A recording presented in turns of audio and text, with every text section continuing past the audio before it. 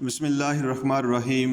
رسول اللہ صلی اللہ علیہ وآلہ وسلم کی معاشی زندگی اور تعلیمات میں انفاق یعنی خرچ کرنا انسانی ضرورت بھی ہے، ضرورت کی تکمیل کا ذریعہ بھی، اور یہ انسان کی عادت کا حصہ بھی ہے۔ خرچ دو طرح کے ہوتے ہیں، انفرادی اور اجتماعی، یعنی اپنی ذات اور ضروریات کے لیے خرچ کرنا اور دوسروں پر ان کی ضروریات پر صرف کرنا۔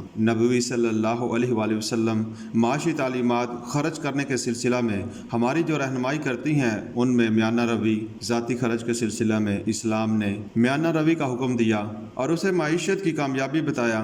آپ صلی اللہ علیہ وآلہ وسلم نے فرمایا، جس نے خرچ میں میانہ روی اختیار کی وہ تنگ دست نہیں ہوا۔ قرآن مجید نے رحمان کے بندوں کی صفات میں ایک صفت یہ بتائی ہے کہ وہ خرچ میں میانہ روی اختیار کرتے ہیں۔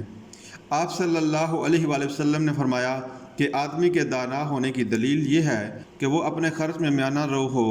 خرچ میں میانہ روی برقرار رکھنے کے لیے دو چیزوں کو اختیار کرنا لازمی ہے، یعنی قناعت اور سادگی۔ قناعت کے معنی تھوڑی چیز پر خوش رہنا، جو مل جائے اس پر راضی رہنا۔ سادگی بے تکلفی کا نام ہے، ہر بناوٹ سے بے نیاز رہنا سادگی ہے۔ سخاوت و فیاضی ایسے اخلاق کریمانہ ہیں کہ جنہیں دنیا کے سب خوشبخت اور ذی حیثیت افراد اپنے لیے وجہ امتیاز بناتے ہیں۔ رسول اکرم صلی اللہ علیہ وآلہ وسلم کے بارے میں حضرت ابن عباس رضی اللہ تعالی عنہ کا فرمان ہے کہ آپ صلی اللہ علیہ وآلہ وسلم تیز و تند ہواؤں سے بھی زیادہ سخی و فیاض تھے۔ ابو بکر صدیق، عمر فاروق، عثمان غنی رضی اللہ تعالی عنہ اور دیگر صحابہ اکرام رضی اللہ تعالی عنہ نے سخاوت و فیاضی میں بے مثال روایات قائم کی۔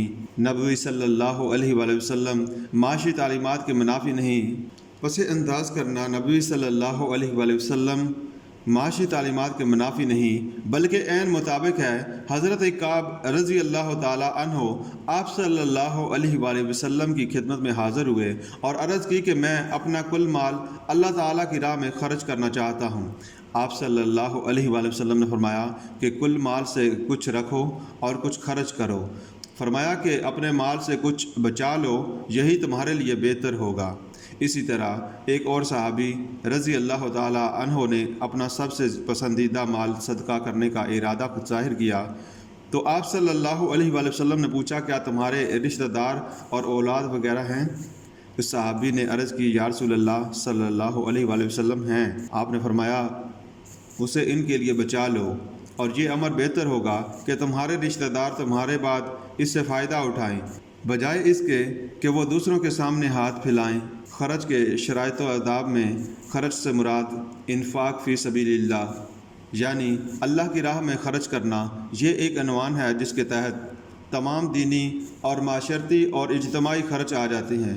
اسلام نے خرچ کے سلسلہ میں دکھاوے کو ناپسند کیا۔ خلوص اور نیک نیتی سے خرچ کرے، جس میں کسی دوسرے پر احسان دھرنا یا تکلیف دینا مقصود نہ ہو۔ ایسا خرچ اللہ تعالیٰ کو پسند ہے۔ خرچ رزق حلال سے کرنا چاہیے، ناپاک رزق اللہ تعالیٰ کو قبول نہیں۔ خرچ اعلانیہ ہو یا پوشیدہ ہو، اللہ تعالیٰ قبول فرماتا ہے۔